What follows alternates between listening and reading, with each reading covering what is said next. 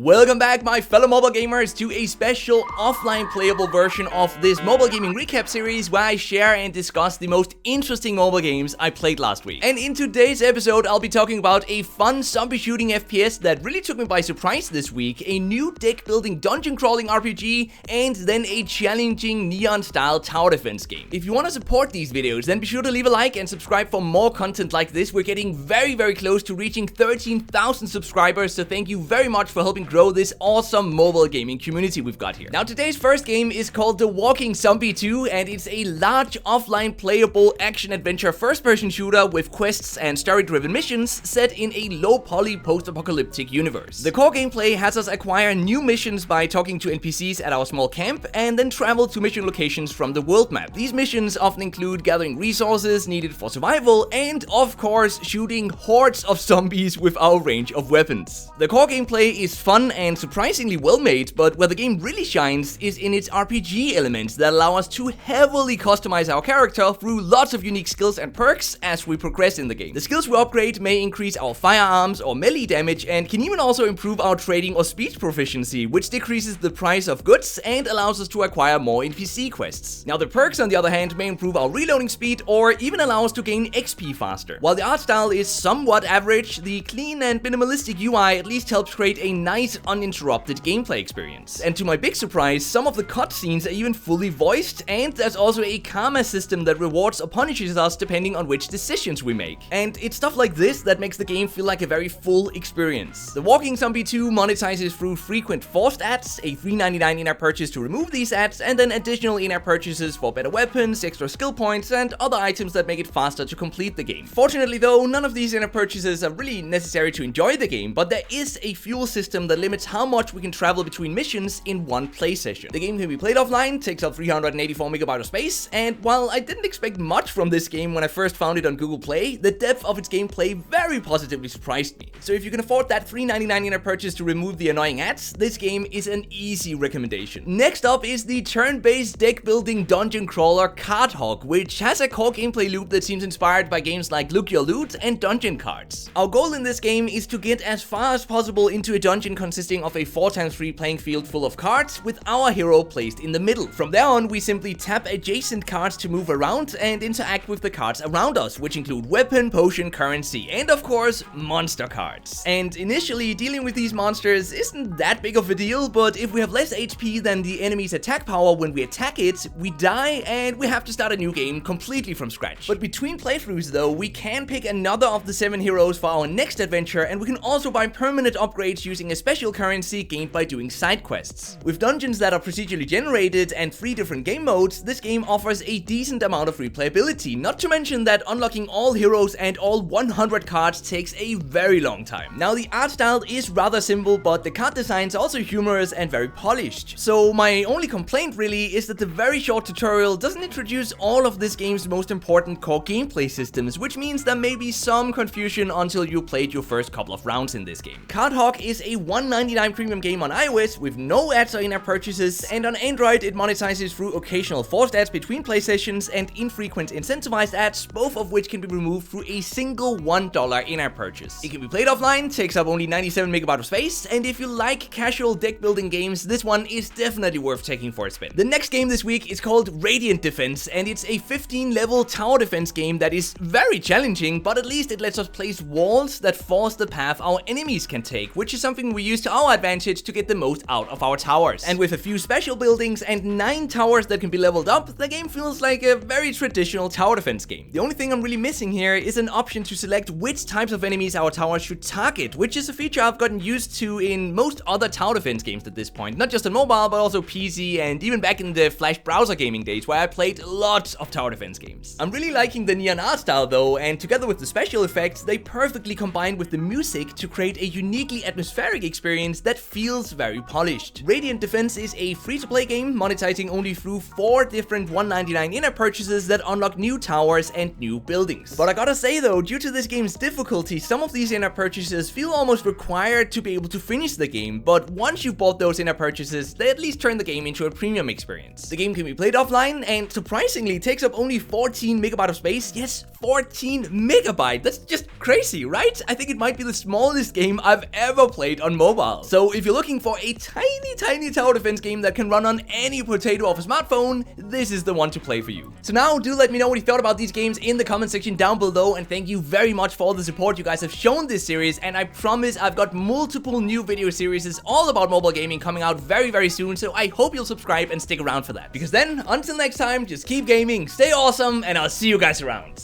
And in today's episode, I'll be talking about a fun it's a zombie shooting game, not a first-person shooter. Come on, NimbleThor. And in today's episode, I'll be talking about a fun first-person... Nope, that's not what it is. And in today's episode, we're gonna be discussing a fun multiplayer... No, it's not multiplayer. What am I talking about? Wrong week. That really took me by surprise. Surprise this week.